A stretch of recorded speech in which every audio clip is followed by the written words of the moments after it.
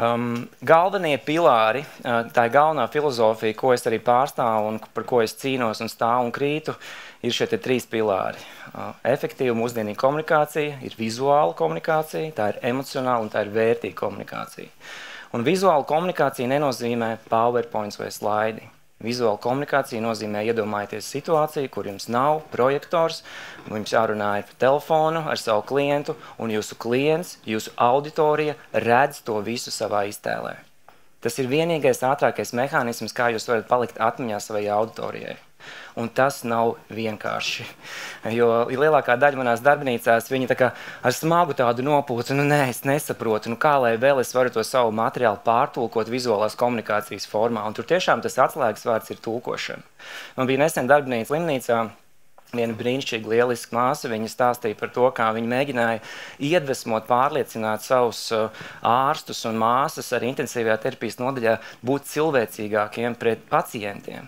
Jo ņemot vērā, tā ir ārprātīga vide savā ziņā, tur ir šis te fons ar dusmām, ar agresiju, ar sāpēm, nāve arī turpat tās blakām. Un dakteri un māsas, viņas izveido tādu čaulu ap sevi, lai vienkārši lai pasargātu sevi. Un bieži vien tas, ko mēs varam redzēt, ir, kad šīs attieksme pret pacientiem slimnīcā ir tieši šajā nodaļā ir kā pret ķermeni, nevis pret cilvēku. Un viņa runā ilgi ar savām māsām un saviem dakteriem. Viņa runā gari, viņa runā vispārināti, ļoti abstrakti, un viņa nesadzird neviens. Viņa atlika pieminēt divus mazus stāstiņus, super īsus, un storytellings nenozīmē 2 minūtes. Stāstniecība un piemēri mūsdienās ir 10 sekundžu garumā.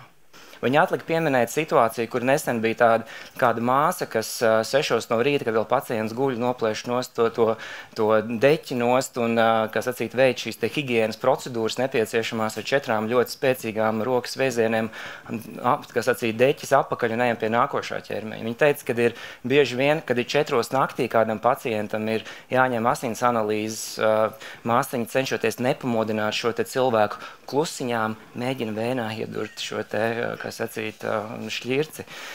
Un šie piemēri kļūst par durvīm priekš ārstiem un priekš medmāsām, un beidzot viņi ieklausās.